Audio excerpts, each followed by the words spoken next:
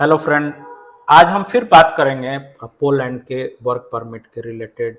कैसे मार्केट में लोगों के साथ धोखा किया जा रहा है, चीट किया जा रहा है, उनके मेहनत के पैसे को कैसे लोग लेकर चले जाते हैं और एक आदमी का जिंदगी खराब हो जाता है, उसकी परिवार डिस्टर्ब हो जाता है।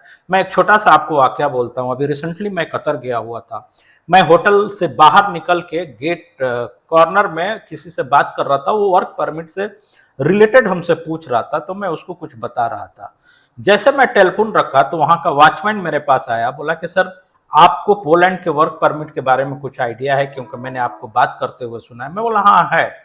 तो उसने मुझे दिखाया कि सर, ये मेरा वर्क परमिट आ गया है और अभी एजेंट ने मुझे पहला पेज भेजा है और बाकी पेज भेजने के लिए बोल रहा है कि तुम मेरे को पेमेंट भेजो। मैंने उससे पूछा कि तुमने उससे कितना पेमेंट में बात किया है। उसने बोला सर, हमने उससे 16,000 दिरहम में बात किया है और 16,000 दिरहम मुझे उसको देना है। तो मैंने पूछा कि क्या तुम्हारा पेमेंट टर्म्स क्या है। तो उसने बोला कि सर, वर्क परमिट के लिए उन्होंने हमसे 4,000 दिरहम ले लिए हैं और उन्होंने बोला जब तुम्हारा वर्क परमिट रेडी हो जाएगा तो मैं वर्क परमिट जब दूंगा तो फिर 4,000 कतरी रियाल लूंगा।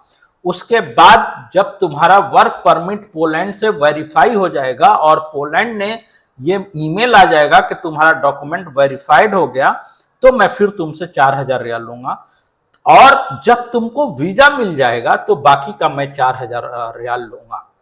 तो ये सुन के मैं बहुत हैरत हुआ, क्योंकि मुझे मालूम था कि वर्क परमिट वहां $25 $20 से लेके $100 के रेंज में मिलता है। थोड़ा लीगल वाले कुछ पैसा लेते हैं, ठीक है, फिर वहां के एजेंट कुछ पैसा लेता है। तो मैक्सिमम जो ये सेल करते हैं तो ये 1,000 कतरी रियाल में पूरा वर्क परमिट आपका रेडी करके वो भेज देते हैं। तो जब मैं ये सुना कि वो 4,000 पहले ले लिया है, फिर वो 4,000 जब ये डॉक्यूमेंट का पहला पेज उसको दिखा के बोल रहा है कि आप 4,000 और दो तो बाकी के डॉक्यूमेंट भेजूं, आपका डॉक्यूमेंट रेडी हो गया, 8,000 ले लिया। पोलैंड वर्क परमिट वेरिफिकेशन जो कि ऑनलाइन होता है और 5 मिनट का काम है और उस पर ऑनलाइन वेरीफाई हो जाएगा, तो उसको वो बोला कि मैं 4,000 और लूंगा। मतलब टोटल 12,000 कतरी रियाल उससे वो एडवांस में ले रहा है। उसको वर्क परमिट का कॉस्ट कितना पड़ा है? 1,000। जब मैंने उसको टोटल सिनारियो बताया ना, वो रोने लगा, चीख चीख के रोने लगा। ये सुन के मुझे बहुत अफसोस हुआ, बहुत अफसोस हुआ। मैं पहले वीडियो नहीं बनाता था और इस काम में मेरे को बिल्कुल इंटरेस्ट भी नहीं है, लेकिन उसकी आंखों में दर्द, उसकी रोती हुई आवाज मुझसे रहा नहीं गया। मैंने उस दिन सोचा कि इसके बारे में मैं लोगों को अवेयर करूंगा और लोगों को सच बताऊंगा, और ताकि इससे लोगों की हेल्प हो सके। सबसे बड़ा बात उसका मेरे को टच क्या हुआ कि जब मैंने पूछा तुम्हारी सैलरी कितनी है, तो उसने बोला सर, मेरा सैलरी 1,300 है और प्लस 300 मेरे को ओवर टाइम का मिलता है। मतलब कि टोटल मेरे को 1,600 रियाल मिलता है, जिसमें खा पीकर मेरे पास 1,000 रियाल बचता है। तो आप देखो, 16,000 कतरी रियाल का मतलब क्या हुआ। उसका 1 से 1.5 साल का जमा किया हुआ पेमेंट एक ऐसे डॉक्यूमेंट के लिए जो कि वीजा नहीं है, ये वर्क परमिट है। ऐसे वर्क परमिट हमारे पास, ये देखिए अभी रिसेंटली कितने हैं ये आए हुए हैं। मैं फिर बोल रहा हूं, ये सारे जेन्युइन वर्क परमिट हैं, लेकिन किसी को वीजा नहीं मिलेगा। वीजा नहीं मिलेगा, अपॉइंटमेंट नहीं मिलेगी। अगर अपॉइंटमेंट मिल भी गया तो वहां पे जाएंगे तो कुछ ना कुछ इशू हो जाएगा, उनका सारा का सारा पैसा वेस्ट हो जाएगा। मैं आपसे रिक्वेस्ट करता हूं कि आप किसी भी ऐसे एजेंट के चक्कर में न पड़ें जो वर्क परमिट बेचता हो। वर्क परमिट एक बहुत बड़ा बिजनेस है, क्योंकि इसमें कुछ जाता नहीं है। एक रजिस्टर्ड कंपनी होनी चाहिए पोलैंड में, वो लोग इजीली इशू करते हैं, वहाँ की गवर्नमेंट इजीली अप्रूवल देती है।